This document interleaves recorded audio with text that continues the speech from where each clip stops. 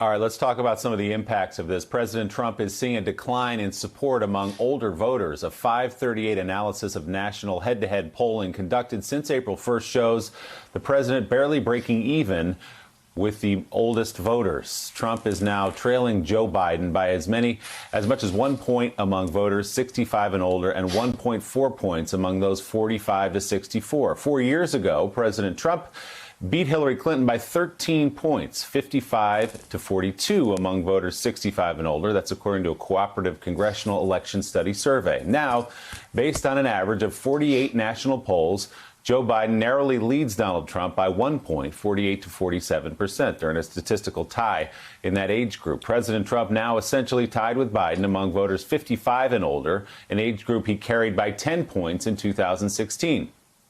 Biden maintains his lead until November.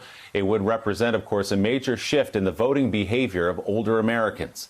Biden also is performing well with older voters in key battleground states. In Florida, a recent Fox News poll shows Biden and Trump tied among voters 45 and older in the state of Florida. And a Quinnipiac poll found Trump trailing the presumptive Democratic nominee by 10 points among Florida voters 65 and older. If Joe Biden is able to maintain this momentum into November, it would represent a shift from 4 years ago when Donald Trump won Florida voters 45 and older by 13 points and 65 and older by 22.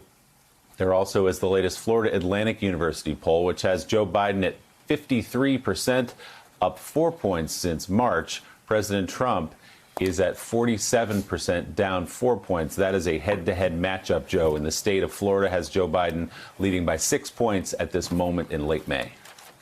Well, and Gene Robinson, you're writing about how this Obama gate conspiracy theory that Donald Trump's pushing, as well as his lackeys in the media writing some very funny things about it, will hurt him. But you look at this crisis and look at, again, we could talk about hydroxychloroquine, but more to the point, Donald Trump's talking about promising to try to get rid of the Affordable Care Act, Obamacare, which actually polls extremely well with Americans and with older Americans. He's pushing, of course, for Medicaid cuts, which, what does that impact? Nursing homes across Florida, nursing homes across Arizona, nursing homes across Wisconsin, nursing homes across Michigan. You have, of course, him and his administration talking about actually cutting Medicaid, Medicare, Social Security. They've said this. Donald Trump said it out loud after promising to never do that. He promises universal health care for seniors. Then he says he's not going to do universal health care for seniors. Then he says he's going to get rid of the Affordable Care Act, which is very popular with most Americans. And it's just one thing after another. It seems like this guy, far from working to actually get seniors voting for him again, has been working pretty hard, and not just in this pandemic, but on policies as well, to chase off the very senior citizens who elected him in 2016. Yeah, on policies, he's clearly not been good on healthcare, which obviously older Americans care a lot about. Florida's a state with a lot of older Americans. Those Florida numbers are stunning. I mean, if he loses Florida like that, he's wiped off the map, not just in Florida but across the country. But I mean, let's look at the pandemic. We've lost 90,000 lives, most of them older Americans, leaving people to die to a deadly disease because because of your incompetence and your willingness to try to ignore a deadly pandemic is not a good political move. It's just not, and I think.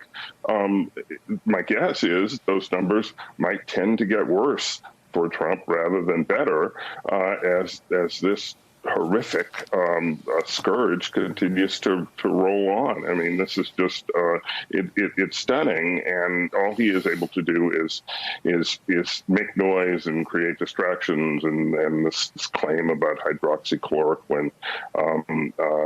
hopefully that most of the medical doctors out there of people who might be inclined to take his advice will not prescribe this drug to patients who might die from it. Yeah. Yeah, and Katty Case, it's not like seniors haven't been watching people in the Trump administration and also supporters of Donald Trump in the media and also supporters of Donald Trump across the country, like the lieutenant governor of Texas, basically telling senior citizens, hey, you know what, we need to be willing to die for the bottom line so the markets can get going again. Stephen Moore basically said the same thing, said the people that were out protesting, getting sick, risking the lives of senior citizens when they went back home were the Rosa Parks of this generation. I could go down the long laundry list of people that have supported Donald Trump on media, basically saying that the lives of senior citizens matter less than the lives of people in their 30s. I mean, that's been the general argument. That's been the general mindset. And seniors are watching. And so they can blame Andrew Cuomo for the mistakes that he made, and he's made a lot of mistakes. They can try to defend Kemp. They can try to defend DeSantis. But in America, they're missing the bigger point. When the Japanese bombed Pearl Harbor, America looks to the White House. When Osama bin Laden blows up the World Trade Center, Americans look to the Oval Office. When 100,000 Americans are going to die from a once-in-a-century pandemic, Americans look to the Oval Office. They don't look to militias or 50 different governors. That's what. And if the President of the United States in the Oval Office is making misstatements that risk the lives of senior citizens, then these numbers in Florida and across America, they seem inevitable. Thanks for checking out MSNBC on YouTube, and make sure you subscribe to stay up to date on the day's biggest stories. And you can click on any of the videos around us to watch more from Morning Joe and MSNBC. Thanks so much for watching.